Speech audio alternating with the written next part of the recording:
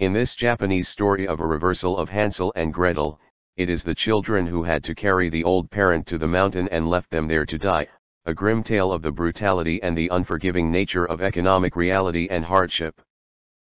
But the novel and the movie are not an over-dramatization of the hard times of a 19th-century poor rural village in Japan.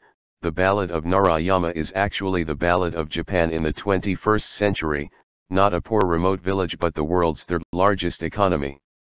Some younger Japanese like this economist, has a flair for a cinematic solution to the Japan gerontological economic problem.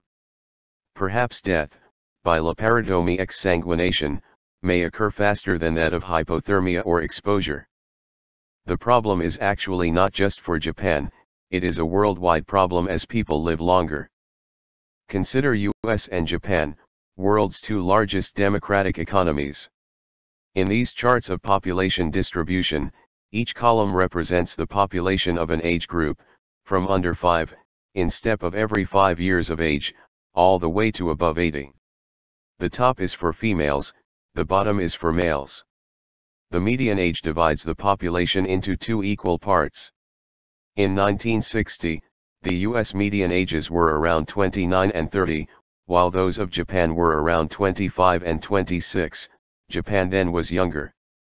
Since then, the demographics for both have changed over the last 60 years, both US and Japan had a post-World War II baby boom, each baby boom produced a boomlet.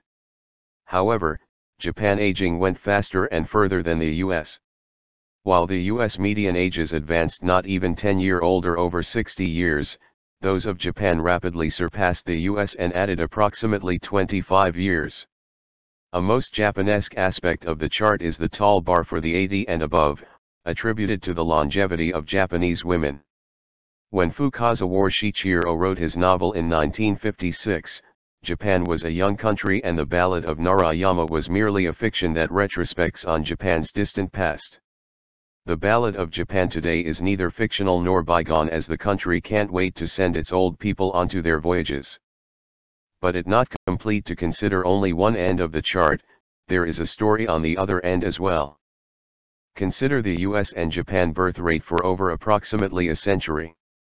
The up and down fluctuations mostly reflected the politico, socio-economic, and even cultural situations of a society, and it's worthwhile to take a brief digression to review some worthy events. For example, the 1919 birthrate dip is likely a consequence of the 1918 event, flu pandemic that ravaged most countries in the world. Then in the 1930s, the US birth rate plunged to the lowest in its history up to that time, as it was struggling to recover from the Great Depression. Then came 1939 to 1945. After World War II, both the US and Japan saw a baby spike in 1947, approximately 1.5 years after the men returned home. For Japan, that was the peak of its post-war baby boom, and the birth rate went into a sharp decline as Japan men and women were busy coming back to work to rebuild the war-ravaged Japan. The US on the other hand, enjoyed the peak of post-war prosperity, when the US alone produced half of the world GDP, along with the rise of the American middle class and the birth of the notion of the American dream. This idyllic and innocent age of America fueled a long baby boom that kept America young, while Japan went on an inexorable course of rapid aging. Before returning to the topic of aging, as an example how culture can be reflected in demographic data, and also, a well-known curiosity about Japan worth mentioned, is what with the sharp dip in the birth rate of 1906 and 1966. These years are known as Hino e Uma, years of the fire horse, and women of that zodiac sign are believed to be evil, and hence girls born on those years are thought to be unmarriageable, and people avoided having specifically baby girls in those years. As discussed, the aging of a population isn't just about the old, but also involves the young. For Japan, this can be seen in the bigger context of socio-cultural change.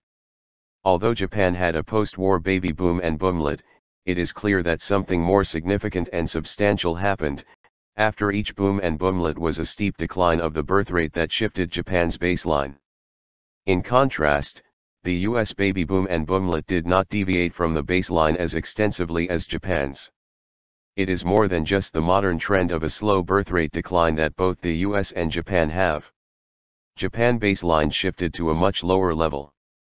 A perspective of the economic aspect of aging is to compare the regular age workforce versus the population of the typical retirement age. This chart shows the ratio of 65 and above versus the 16 to 64 for Japan, US and Germany.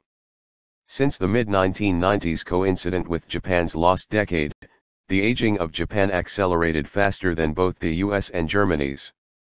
Another view is to take the inverse ratio, which can be thought of as the number of people in the workforce supporting one in the retired population. US has the highest 4-to-1 ratio, followed with Germany 3-to-1, and Japan has among the few lowest ratios in the world with 2-to-1. This is becoming a global challenge, and the world looks forward to technologies for the solutions. Japan's obsession with robotics can come in handy, as Japan is already pushing hard for AI and robotics to help with the challenge. At least with robotics, perhaps in the Ballad of Japan, a robotic donkey can carry one into the mountain instead of one's child.